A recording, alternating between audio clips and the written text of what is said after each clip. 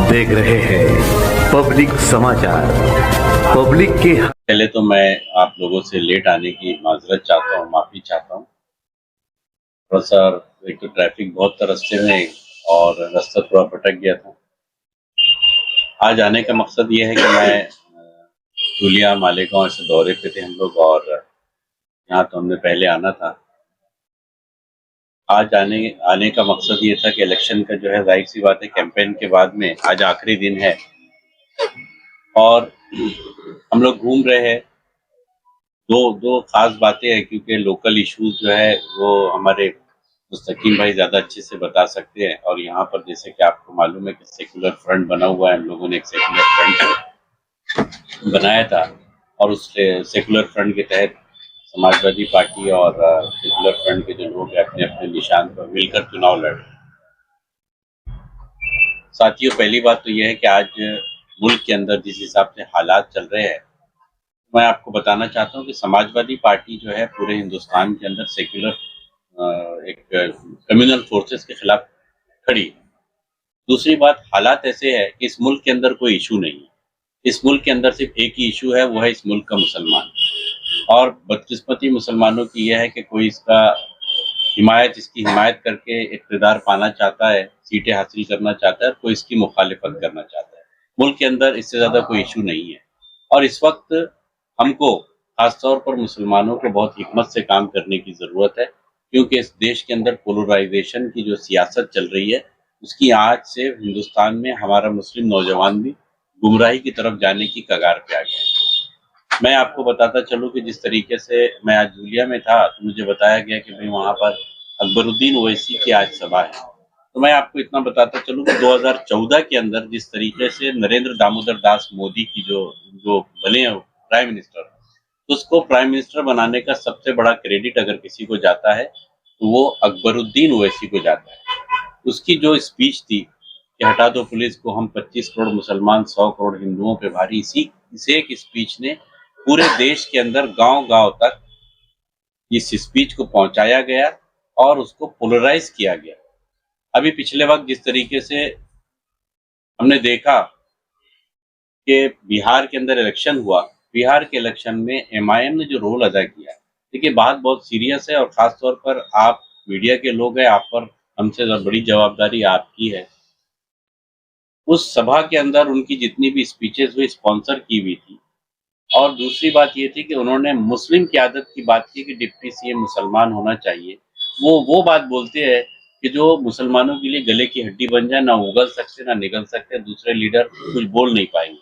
और ये हकीकत है, कहीं पर भी सीएम अगर मुस्लिम को बनाएंगे, अभी जैसे वो बोल रहे हैं कि मुंबई के अंदर हिजाब वाली लड़की जो है या हिजाब वाली औरत जो है वो मेयर बनेगी या मेयर बनना चाहिए। मैं आपसे जानना चाहता हूँ कि मेयर हिजाब वाली लड़की उस वक्त बन सकती है जब हिंदू कैंडिडेट उनके साथ रहेंगे। देश का या उस क्षेत्र का सारे पॉलिटिकल पार्टी के लोग मिलकर, हिंदू मुस्लिम जितने लोग हैं सब मिलकर अगर बनाएंगे तो जरूर बनेंगे। लेकिन ये मुस्लिम के नाम पर सिर्फ इसलिए कर रहे ताकि मुसलमान इस बहक जाए थोड़ा, ये हमारी बात बोल रहे हैं। दूसरी बात, जिस तरीके से उन्होंने बिहार में किया है, आज वोटों के पोलराइजेशन से इस मुल्क की सियासत टोटली कम्युनल हो गई है। और हैरत की बात यह है कि हमको हमारे नौजवानों को इसलिए रोकना है और समाजवादी पार्टी हमेशा से ऐसी कम्युनल फोर्सेस की हमेशा से मुखालिफत करते रही है क्योंकि इसके बाद वो यूपी जाएंगे, बंगाल जाएंगे, उसके बाद यूपी जाएंगे और सभी जगह जो है वो ऐसा ही खेल बिगाड़ेंगे ताकि मुस्लिम इश्यू के ऊपर एक तरीके से मुल्क के अंदर एक बीजेपी को एक माहौल तैयार मिले।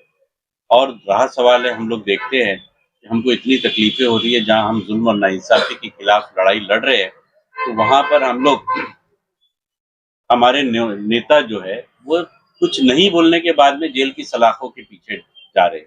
आपने आजम खान की मिसाल दी है, हमारे इरफान सोलंकी अभी मुंबई में है, वो प्रचार के लिए आए। ऐसे हमारे कितने नेता जो है आज जेल के बाहर छूट रहे हैं, जेल के अंदर है और किताब चोरी, बकरी चोरी से लेकर आज छोटी-छोटी बातों में उनको घेर कर अंदर किया जा रहा है। ऐसे मनफी हालात के अंदर अगर इनकी टीम पूरे हिंदुस्तान में घूमती है और घूमने के बाद में ये जो चाहे मन से ये कलमा भी पढ़ देती है, ये मंच से मुसलमानों की बात करती है, ये मंच से प्रधानमंत्री के खिलाफ बात करती है, मंच से गाली बकती है, लेकिन इन पर कार्रवाई नहीं होती है। तो ये अब बहुत ज़्यादा अफ़सोस की और समझने की बात है कि ये पूरी तरह से स्पॉन्सर की हुई इनकी टीम घूम रही है। तो हमको हमारी मुखालिफत है इस बात की। आज हमारी नस्लों को अगर हमने नहीं समझाया तो आने वाले वक़्त में आने वाली नस्लें भी हमको माफ़ नहीं करेगी। इस वजह से हमको ऐसे लोगों से अवेयर रहने की और आगाह रहने की ज़रूरत है। ये बात हम लोग ये पैगाम सब तरफ पहुँचा रहे हैं। इस बात का नहीं है अगर लोग सियासी पार्टियाँ बनाते हैं, अपने-अपने तौर पे लड़ते हैं। लेकिन ये जिस हिसाब से पार्टियों का काम कर रहे हैं, मैंने देखा हूँ पिछले वक़्त उन्होंने बैरिस्टर असदुद्दीन ओवैसी मुझे तो इस बात का बड़ा अफ़सोस है या इस बात का शक है कि बैरिस्टर जो लगाते हैं वो अपने नाम के आगे, उनके पास वो डिग्री अपनी भी है या फ़र्ज़ी है। क्योंकि उन्होंने कहा कि भई शर्जील इमाम और उमर खालिद जैसे लोग ये जेल से नहीं छूट रहे, क्या वजह है? तो बैरिस्टर साहब, मैं तो चाहता हूँ कि आप शेरवानी उतार दीजिए और काला कोट पहनकर आपने खुद सुप्रीम कोर्ट में पैरवी करना चाहिए था, तो आपको मालूम पड़ जाता था। आप इल्ज़ाम लगाने में माहिर हैं, आप उतर कर खुद फेस करने के लिए मतलब काम करने को तैयार नहीं है। आपने कहा कि हम अबू आसिम की और अखिलेश यादव की दुकान बंद कर देंगे, तो मैं आपके ज़रिए कहना चाहता हूँ उन लोगों से कि 20 अक्टूबर 1990 को मुलायम सिंह यादव ने बाबरी मस्जिद को बचाने के लिए वो काम किया है जो आज़ाद हिंदुस्तान में किसी को भी करने के लिए 100 बार सोचना पड़ता था। उन्होंने कार सेवकों पे गोलियाँ चलाने का काम किया है, दस्तूर की हिफाज़त के लिए। अगर इनके वालिद मोहतरम भी वहाँ के मुख्यमंत्री होते, वो काम नहीं कर सकते थे जो मुलायम सिंह ने किया। तो ऐसे लोगों की गलत प्रचार से हमको बचना चाहिए। ये बात कहने आया हूँ। दूसरा, महाराष्ट्र की सियासत अलग-अलग मरहलों में जा रही है, लेकिन जहाँ पर समाजवादी पार्टी के लोग मजबूती से चुनाव लड़ रहे हैं, तो हमारा ये कहना है कि हमारे पास में विज़न है।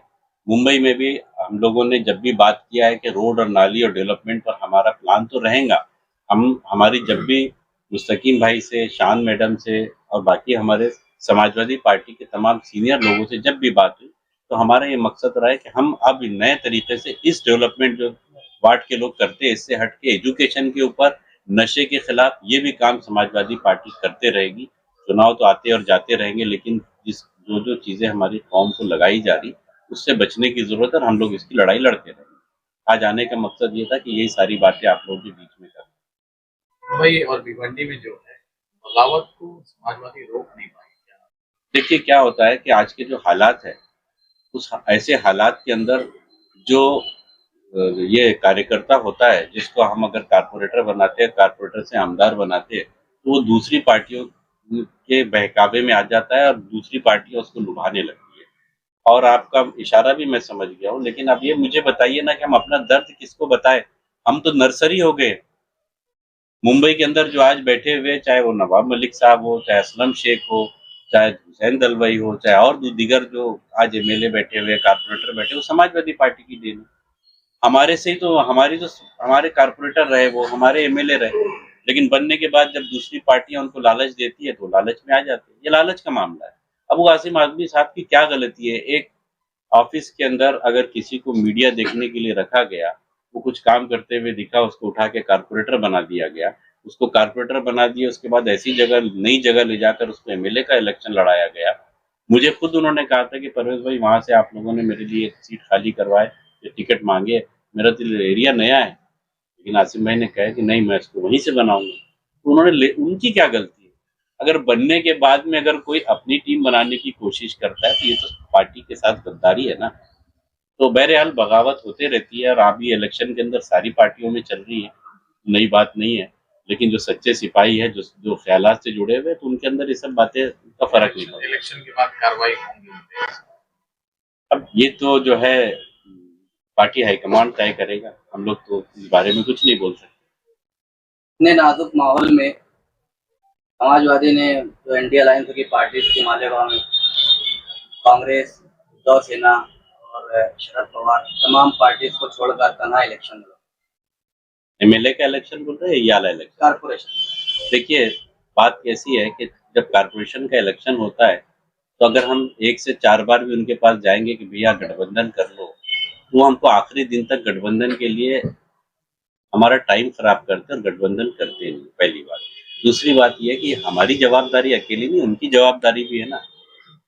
भाई इसको तो बचाने की कोशिश हम लोग कर रहे हैं। हमने तो हर बार अपनी पार्टी को छोटी कर दी है गठबंधन करने के लिए। हमने जितने अलायंस किए हैं, कांग्रेस ने हमको धोखा दी है, हमारी तरफ से कभी धोखा नहीं हुआ। मैं आपको अभी टाइम नहीं है, वरना मैं तो आपको 2009 में क्या उन लोगों ने किया, 14 में हमारे साथ क्या किया, वो सारी बातें बता सकता हूँ, 19 में क्या किया। लेकिन बस ये आप लोगों से गुजारिश है और यहाँ की अवाम से गुजारिश है कि एक बार इस सेक्युलर फ्रंट को मजबूत कर दीजिए। इंशाअल्लाह बदलाव की नई लहर शुरू होगी। अब पुराने जो ठर्रे हैं उसको सब बदल देना चाहिए।